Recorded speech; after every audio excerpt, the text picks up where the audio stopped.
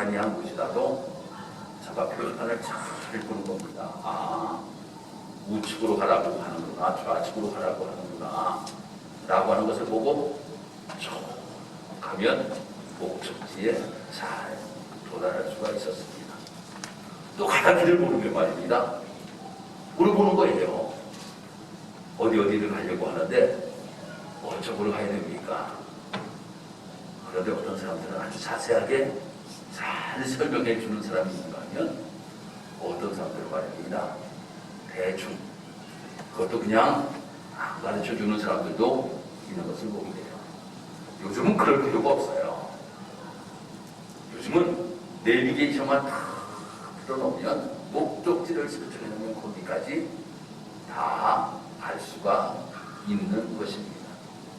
이 내비게이션이라고 하는 것이 무엇인가 보니까 이 내비게이션이라고 하는 것이 국어사전에 이제 아주 정확하게 잘 나와 있더라고요. 지도를 보거나 지름길을 찾아주고 운전을 도와주는 장치라고 이렇게 아주 나와 있더라고요. 그래서 우리가 운전을 하고 갈 때에 바로 지도를 우리에게 보여주기도 하고 또한 지름길이 어디인가. 요즘은 내비게이션이 아주 좋아져 가지고 실시간으로 우리에게 전해주잖아요.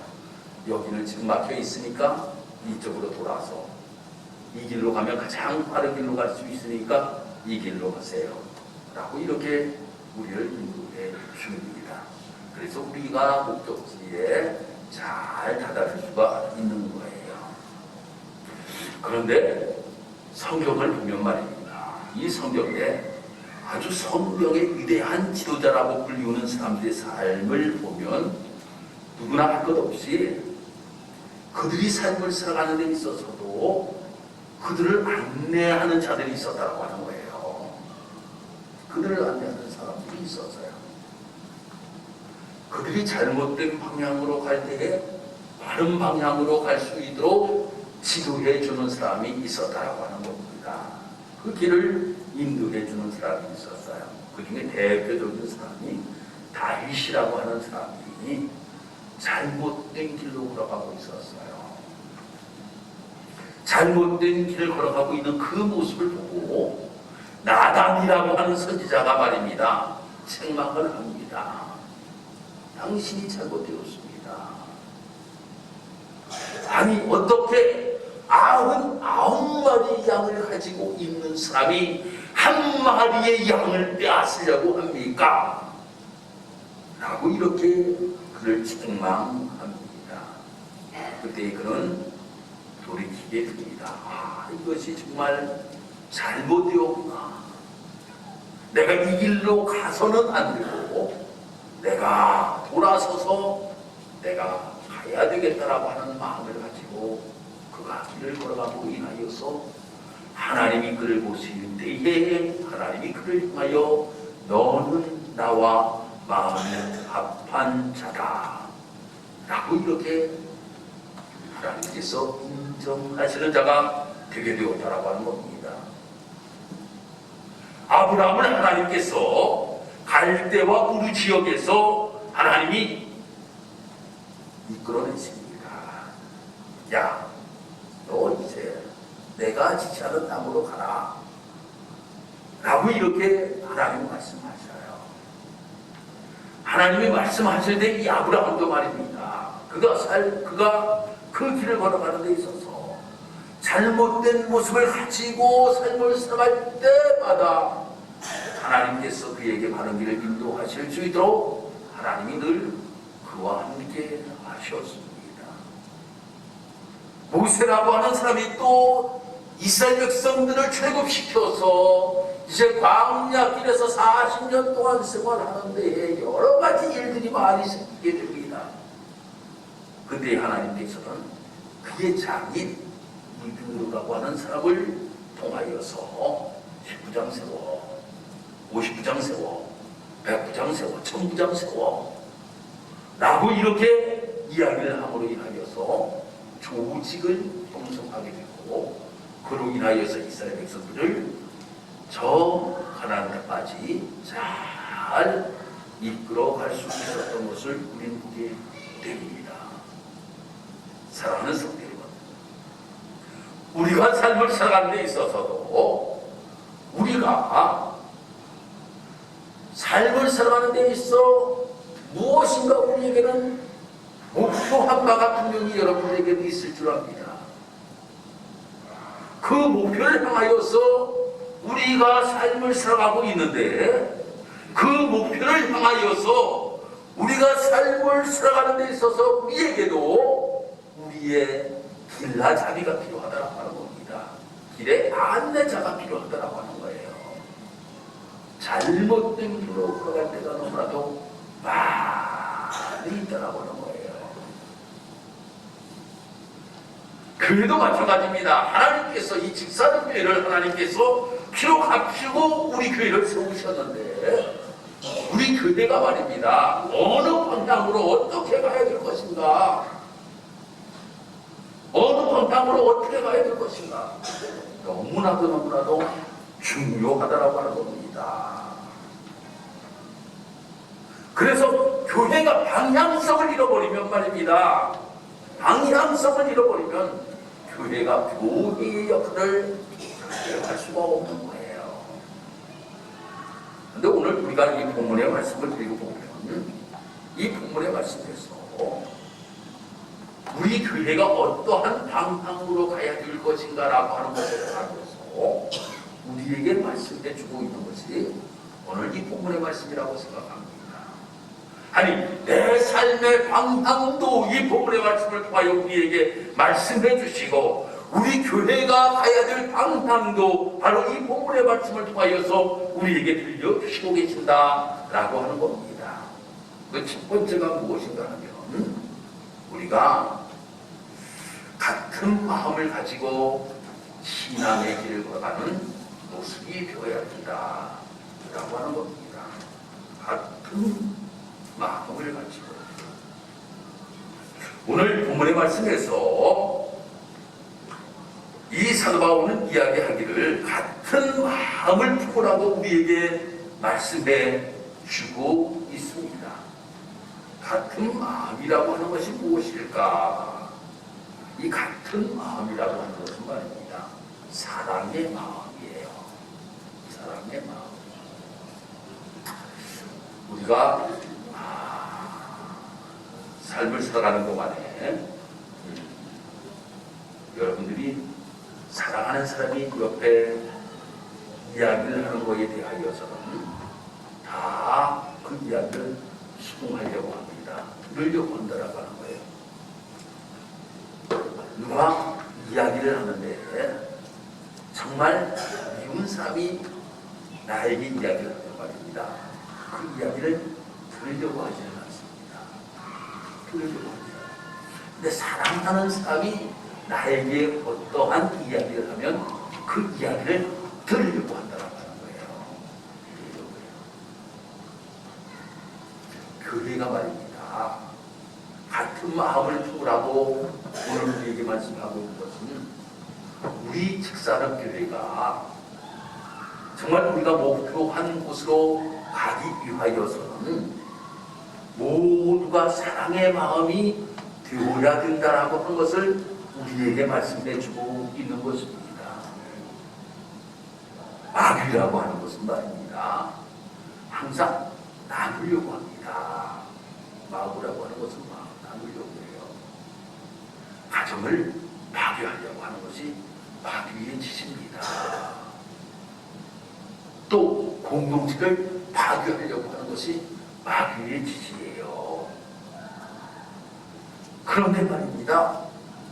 같은 마음을 품는 것은 예수님의 마음인데 어떠한 것으로 같은 마음을 품어야 되는가 하면 사랑하는 마음을 가지고 삶을 살아가는 우리의 모습이 되어야 된다라고 하는 겁니다.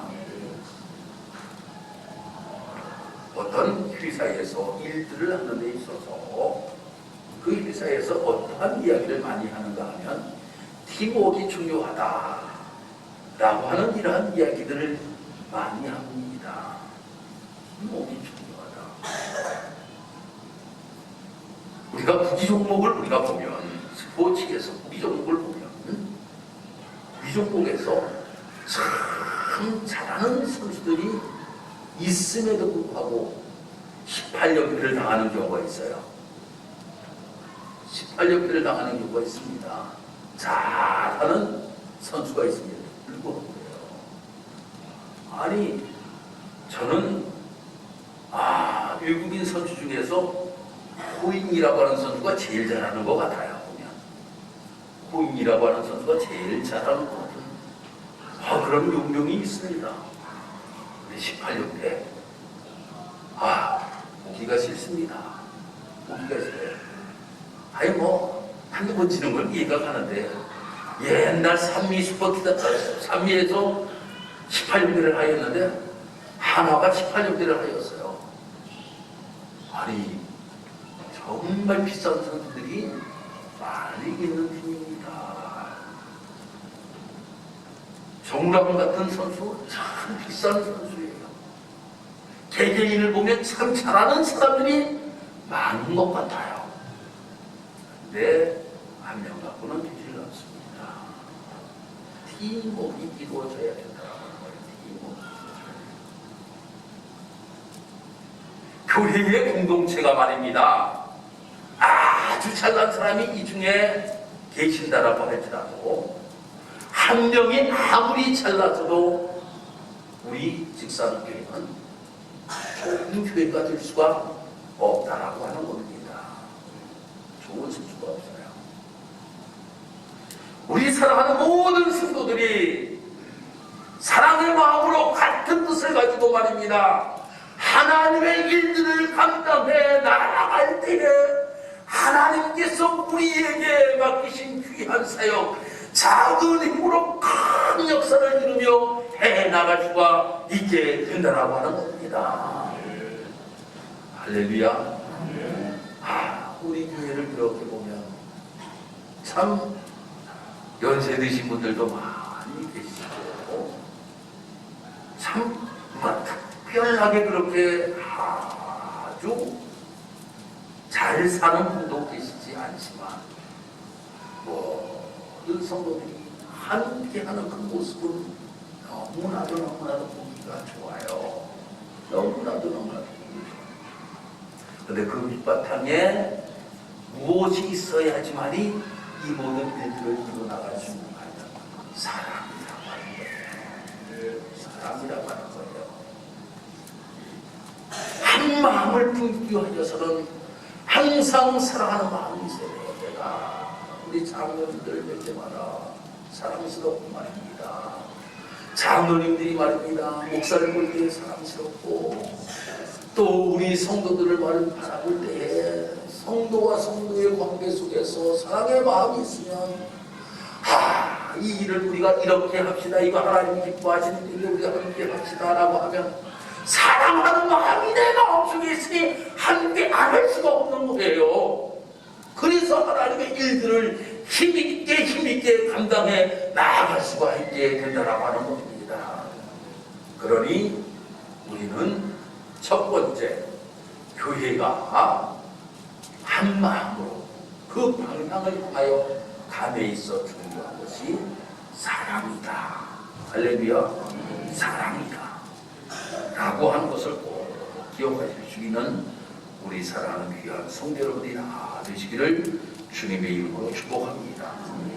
두 번째 우리 교회의 방향은 겸손의 마음입니다. 오늘 3절에 오늘 우리에게 말씀하고 있어요. 겸손의 마음. 참 우리가 삶을 살아가면서 이런 이야기들을 많이 합니다. 아이고, 내 마음이 왜 그렇게 힘든지 모르겠어. 내 마음이 왜 그렇게 힘든지 모르겠어. 라고 하는 이야기들을 할 때가 참으로 많죠. 아이고, 누구 때문에 내 마음이 얼마나 힘든지 모르겠어. 누구 때문에 내 마음이 힘들 때가 참으로 많이 있지요. 왜 내 마음이 힘든지 아십니까? 내 마음이 힘든 것은 내 마음이 높아져 있어서 힘든 겁니다. 높아져 있어서.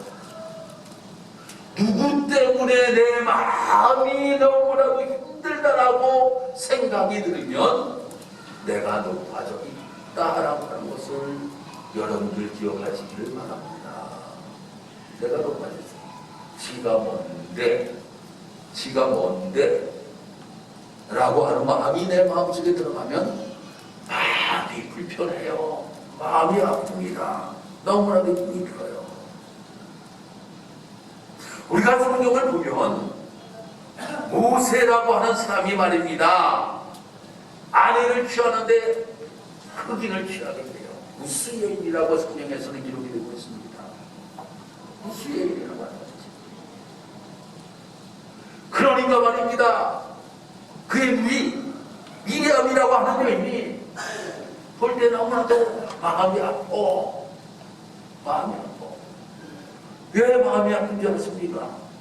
야 모세, 아니 왜 하필이면 흑인 여인을 아내로 너가 맞이해 드리느냐?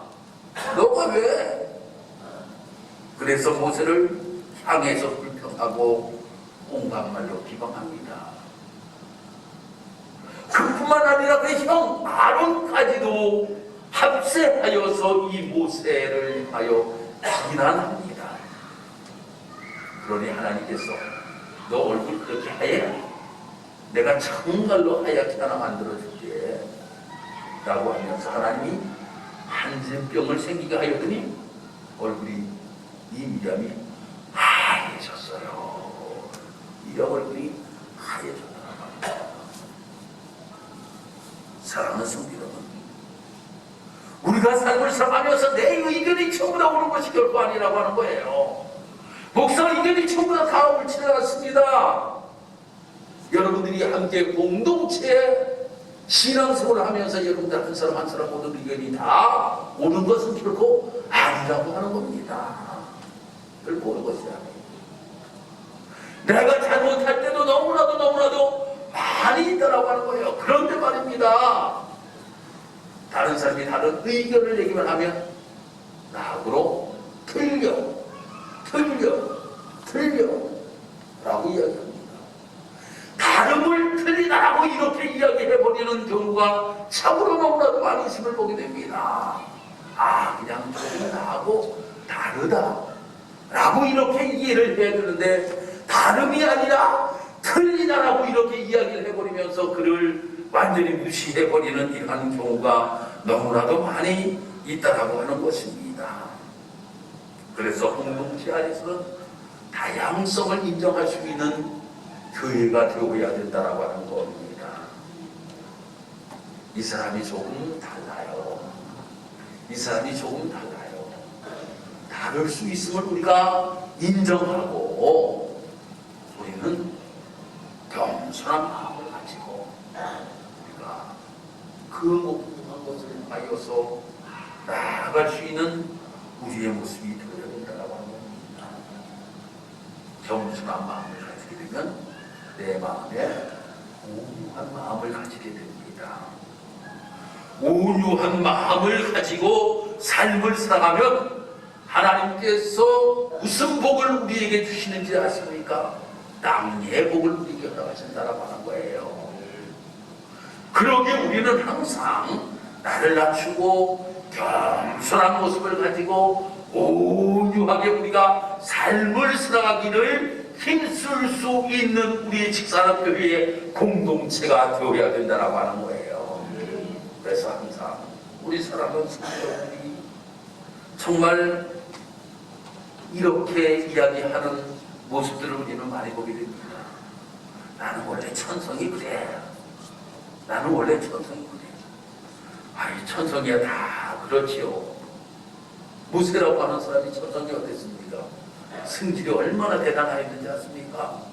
모세라고 하는 사람이 저 왕국에서 생활하다 나가보니까 말입니다.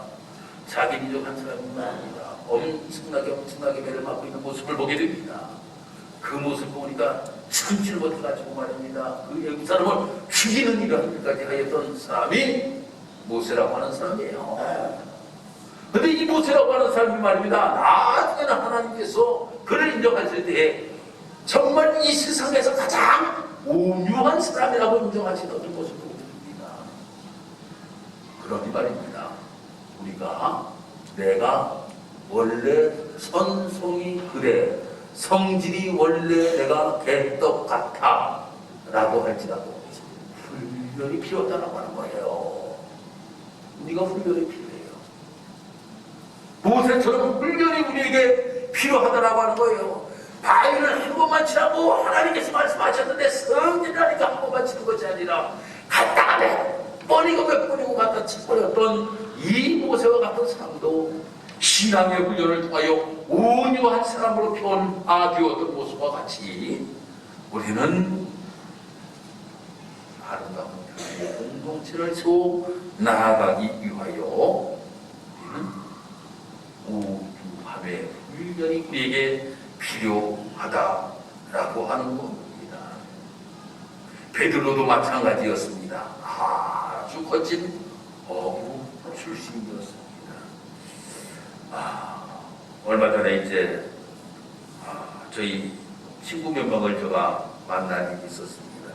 고등학교 때 이야기를 쭉 하는 중에 뭐라고 이야기를 하냐. 참 우리 고등학교 때는 전국에서 다 모였습니다.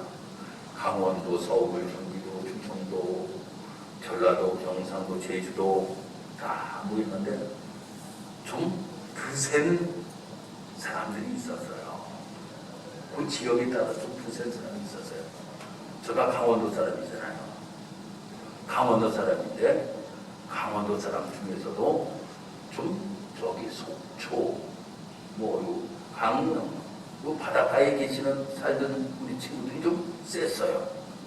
아주 좀 셌어요. 강원도에 있던.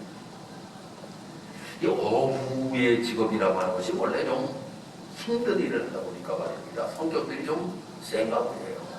베드로도 마찬가지였어요. 아주 혈기가 대단한 사람이었다라고 하는 겁니다. 그런데 그가 성령의 충만함을 받고 그가 변화되게 됩니다. 그래서 나중에 모습을 보면 아주 온유한 모습을 가지고 삶을 살아갔던 이 베드로의 모습도 우리는 보게 되는 것입니다. 그러니 우리가 말입니다. 나는 원래 그래 라고 이렇게 이야기하면서 계속적으로 그 모습을 가지고 우리가 삶을 살아가는 모습이 되지 말고 우리 직사적교회 모든 성도 여러분들 모두가 다 온유하기를 주님의 이름으로 축복합니다. 그래서 땅을 기업으로 받는 우리 사랑하는 성도 여러분들 되기를 주님의 이름으로 축복합니다. 그것이 즉 겸손의 마음이다 라고 하는 겁니다. 바로 이러한 것들을 향하여서 오늘 이 본문의 말씀에서는 바로 예수님의 마음이 바로 이러한 마음이기에 공동체 즉 성도들과 우리 교회가 바로 이 예수님의 마음을 품고 주의 일을 감당하기를 원하고 계신다라고 하는 거예요. 사랑의 마음을 품고 겸손의 마음을 품고 온유의 마음을 품고 우리가 아름다운 공동체를 향하여서 나아갈 수 있는 우리의 모습이 되어야 된다라고 하는 겁니다. 아주 우리 기독 서적 중에서 전세계 베스트셀러가 된 책이 있습니다. 이 찰스 쉘존이라고 하는 목사님께서 쓰신 예수님이라면 어떻게 할 것인가 라고 하는 이 책. 예수님이라면 어떻게 할 것인가. 이 책을 읽어보면 참 별지종의 사람들이 다 등장합니다. 그러면서 신문 편집인도 있고 대학교 학장도 있고 철도 공장소 소장도 있고 무역업을 하는 사람도 있고 학생도 있고 과학자도 있고 그 위에 여러 종류의 사람들이 등장을 해요. 그 사람들이 말입니다. 다양한 직업을 가지고 있다 할지라도 만약에 신문의 편집장이라고 하면 예수님이 이 시대의 신문사 편집장이시라면 과연 정치면을 일면으로 하셨을까? 오락 프로그램을 비중 있게 다뤘을까? 주일에도 신문을 내셨을까? 뭐 이러한 것들을 고민하게 된다고 하는 거예요. 생각을 한번 해본다고 하는 거예요. 아니, 내가 부동산 중개업자라면 예수님이 어떻게 하셨을까? 예수님이 부동산 중개업자라면 어떻게 하셨을까? 예수님이 건축업자였으면 어떻게 하셨을까? 예수님이 공무원이었다면 어떻게 하셨을까? 이 자리에도 다양한 직업을 가지고 계시잖아요. 예수님이 직사각교회 목사였으면 어떻게 하셨을까? 이 질문을 해보라고 하는 겁니다. 이 질문을 해보라는 겁니다.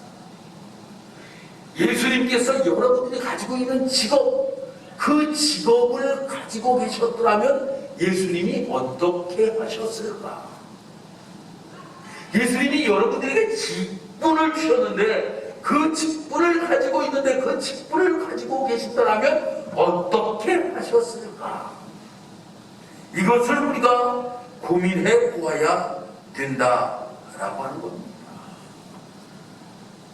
그래서 예수님의 생각을 가지고 우리는 그 방향으로 나아갈 수 있는 우리의 모습이 되어야 된다고 하는 겁니다. 어느 가난한 나라에 사회복지사가 있었답니다. 이 사회복지사가 그가 돌보는 아이 중에 12살 된 아이가 어떤 질병으로 인하여서 다리를 절고 있었다고 하는 것입니다. 제대로 걷지를 못하였어요. 너무나도 불쌍한 거예요. 아이가 너무나도 불쌍한. 그래서 이 사회복지사가 잘 아는 정형외과 의사 선생님을 찾아갔다는 거예요. 선생님, 정말 내가 돌보는 아이 중에 너무나도 불쌍한 아이가 있습니다. 그 아이가 건강하게 자라서 좀 훌륭한 일들을 하는 귀한 아이가 되었으면 좋겠는데 이 아이가 다리를 절고 제대로 걷지를 못합니다. 선생님 한번 좀 봐주실 수가 있으세요? 라고 물었답니다. 그러니까 그 정형외과 선생님이 한번 데리고 오라고 데리고 갔대요. 그 아이를 데려가서 뭐 이렇게 검사를 처음부터 해보니까 수술만 하면 아이가 정상적으로 걸을 수 있다라고 하는 이러한 결정을 내리고 수술하라고 말씀하시더라는 돈이 없습니다. 그랬더니 내가 무료로 수술을 해주겠다 라고 이렇게 이야기하면서 그 아이가 수술을 받았다라고 한 거예요. 우리 직사각교회가 갈 방향이 바로 예수님의 마음을 품고 우리가 삶을 살아가는 것이 우리 교회의 성도들의 나아갈 방향이라고 생각합니다. 또 우리 교회가 나아갈 방향이라고 생각합니다. 하나님, 우리 사랑하는 모든 성도들이 이 땅에서 삶을 살아가면서 또한 신앙생활을 하면서 온 성도들이 같은 마음을 품고 서로 사랑할 수 있도록 하나님이 도와주시고, 내가 높아지려고 하는 것보다 내가 낮아지는 겸손한 마음, 온유한 마음을 가지고 주의 일을 감당해 나아갈 수 있는 우리 사랑하는 모든 성도들이 되기를 위하여 우리 교회를 통하여 하나님의 큰 역사를 아름답게 이루어갈 수 있도록 주님 축복하여 주옵소서. 감사드리며 예수님의 이름으로 기도드리옵나이다. 아멘.